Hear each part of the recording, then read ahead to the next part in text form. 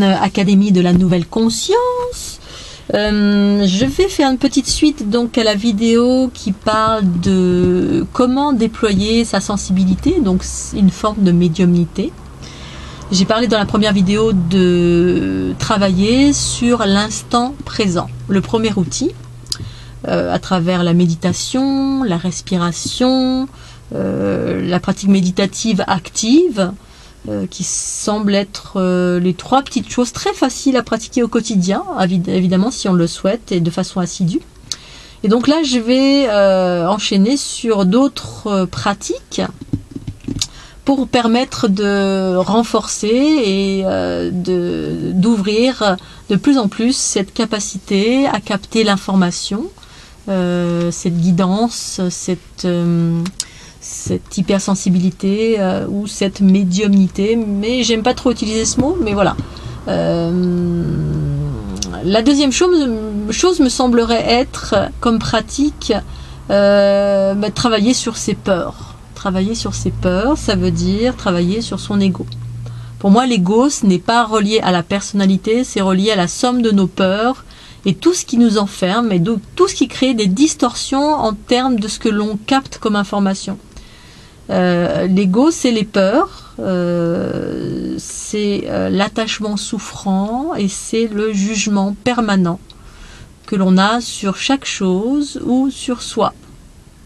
Donc on est tout le temps en train de juger les autres, se comparer en termes de bien et de mal.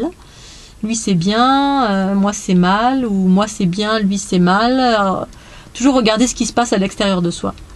Donc la première des choses qui serait à faire très simplement, c'est de travailler d'abord sur ses peurs, parce que comprendre les raisons profondes de notre ego, c'est comprendre quelles sont nos peurs, et la plupart du temps on a des peurs inconscientes qui proviennent de mémoires multiples et variées, de nos différentes incarnations, multidimensions, nos conditionnements, nos croyances, mais les nôtres, mais celles de nos parents, papa, maman, les lignées, arrière-grands-parents, etc. Enfin bref, on se porte des bagages de dingue. Et ça, c'est intéressant de pouvoir, c'est même essentiel de pouvoir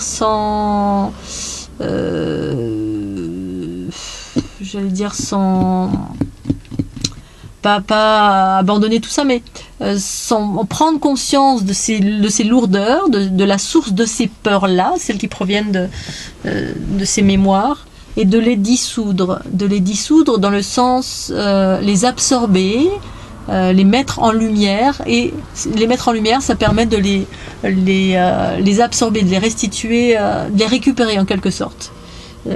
C'est ce que j'appelle l'unité en fait. L'unité, c'est de récupérer ces fragmentations avec mes termes à moi, et tout ce qui a été projeté à l'extérieur, ou tout ce qui nous appartient, il ne nous appartient pas, mais en général au début c'est ce qui nous appartient.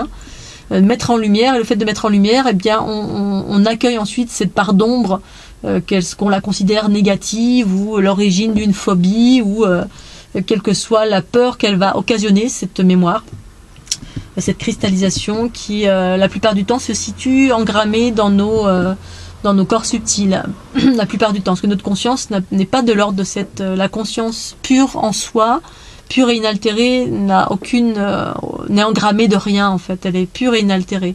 C'est souvent notre corps et nos corps subtils dans lesquels sont engrammées ces mémoires.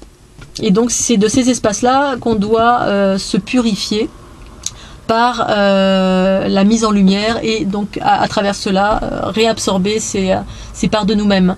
Donc s'émanciper, voilà, s'émanciper de ces peurs, de toutes ces peurs, de tout ce qui va générer les mécanismes de survie de l'ego en soi, qui va être tout le temps dans la méfiance, dans la non-confiance en la vie. On a toujours peur de tout, on a peur de se réaliser, on a peur de sortir de chez soi, on a peur du voisin, on voit des méchants partout, forcément il y a que des méchants dans notre environnement et sur la planète, et il y a la misère, et il y a, bref, tout est négatif. Et donc on peut avoir une multitude de choses comme ça qui font que du coup on est complètement plombé dans notre vie, on fait pas grand chose, et on est dans un mode de contraction permanent, en mode combat, en mode séparation, et séparation qui génère du chaos. Alors que s'émanciper des peurs en les réabsorbant, J'ai déjà expliqué plus d'une fois comment on faisait, c'est ce que j'appelle la voie de la déesse. Hein. C'est pas en combattant nos peurs et en les mettant de côté qu'on s'en émancipe, c'est en les réabsorbant. Et bien, à ce moment-là, on commence à capter un autre type d'information. C'est-à-dire qu'au lieu de voir du noir tout partout, de l'astral tout partout qui vous veut du mal avec des démons, etc., bien que ça existe, bien évidemment, hein, tout est fait d'ombre et de lumière, et tous les intermédiaires entre les deux, il n'y a pas que deux expressions, il y en a des milliards, eh bien, on a tendance à voir la lumière partout ensuite. Mais ça passe par l'émancipation de nos propres ombres. Voilà, toutes ces ombres qui résonnent et qui vont attirer les ombres vers nous. Bon, ça c'est le premier stade, parce qu'après il y a autre chose qui se passe. On peut aussi absorber des choses, attirer des choses dans le but de les transformer. Mais au début, on peut attirer des événements à nous qui sont propres à les cristallisations, les peurs qui sont en nous qui résonnent et qui à ce jour veulent être dissous pour être restitués à leur vérité originelle.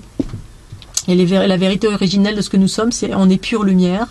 En tout cas, c'est ce qu'on est en train de déployer maintenant sur la planète, notre aspect le plus harmonieux, qui s'unit à notre corps. Donc, s'émanciper de ses peurs, travailler sur ses peurs, c'est un des passages pour moi obligatoires pour aller vers une forme de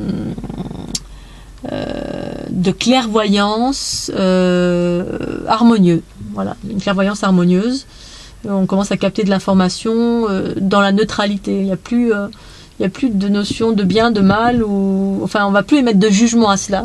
Il y a toujours des choses quand même qui génèrent du chaos, bien sûr, mais on va pas dire ah ça c'est un méchant, ça c'est un gentil. Donc travailler sur ses peurs, j'expliquerai plus loin comment on peut travailler sur ses peurs.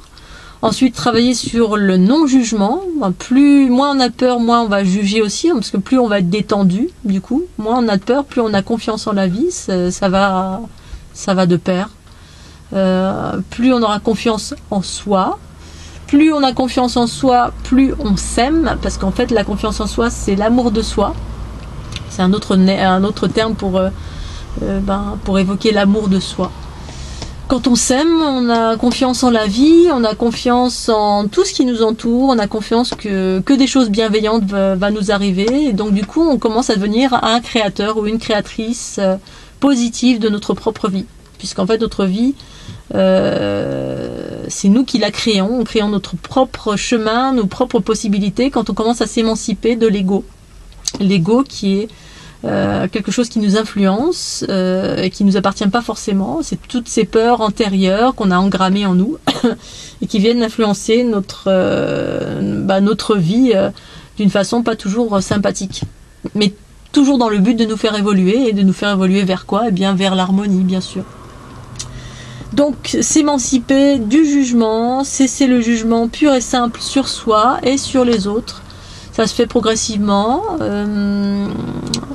Le jugement, c'est à chaque fois un jugement, c'est une projection de soi. On se sépare en permanence, en fait. C'est comme si on se sépare de notre unité. Dès lors où on pense, on pense, on parle ou on agit dans le jugement. On est toujours en train de se séparer et on crée une séparation chaotique. C'est comme si on se scindait, on se fragmente soi-même. Et se fragmenter, c'est pas, dans ce contexte-là, c'est pas aller vers l'unité, donc c'est pas aller vers l'harmonie, mais c'est plutôt l'inverse, c'est aller vers le chaos. Voilà, fragmentation chaotique, parce qu'il y a d'autres types de fragmentation qui génèrent pas la même chose.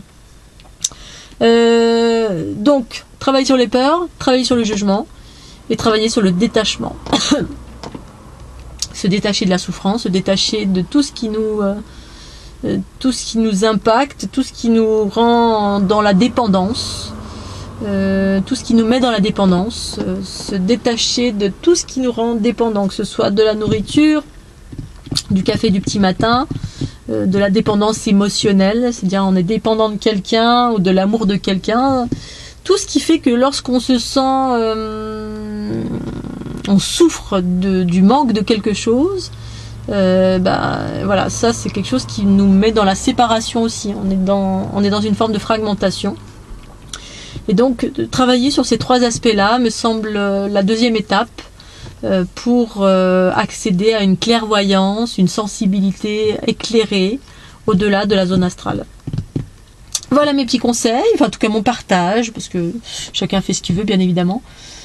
sur la suite de la vidéo qui évoque le fait de s'ouvrir à sa clairvoyance. Et là, on parle d'une clairvoyance équilibrée, où il n'y a plus ni de méchant ni de mal, ni gentil ni méchant. On est dans un état de neutralité parce que on s'est rendu nous-mêmes dans cet état de neutralité à force de se libérer de son ego. Voilà, donc l'ego en soi, c'est ce qui génère de la souffrance, d'une façon générale, à travers nos peurs, nos jugements permanents sur nous et sur les autres, et nos attachements souffrants. Voilà, je vous remercie, je vous souhaite une très belle journée, je vous dis à très bientôt sur la chaîne Académie de la Nouvelle Conscience. Salut!